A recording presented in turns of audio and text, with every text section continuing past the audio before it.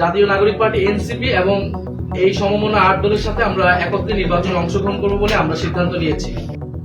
জাতীয় সংসদ নির্বাচন যত এগিয়ে আসছে, রাজনীতিতে ততই পাল্টাচ্ছে সমীকরণ। জামাত ইসলামী সহ 8টি দলের সঙ্গে নির্বাচনী সমঝোতার ঘোষণা দেওয়ার পর ভাঙনের মুখে পড়ে জাতীয় নাগরিক পার্টি।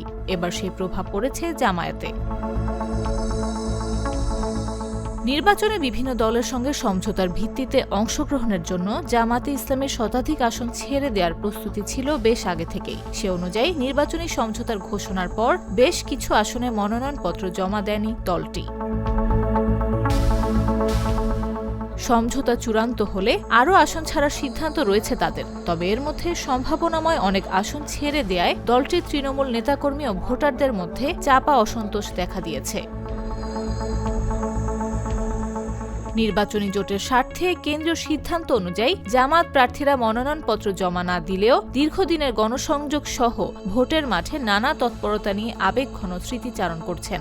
ছেড়ে দেয়া আসনে প্রার্থীর জন্য শুভকামনাও জানাচ্ছেন তারা। সমঝোতার কারণে আরও অনেক আসন ছাড়তে হলেও এক্ষেত্রে মাঠের অবস্থাকে গুরুত্ব দেওয়ার আহ্বান জানাচ্ছেন কেউ কেউ।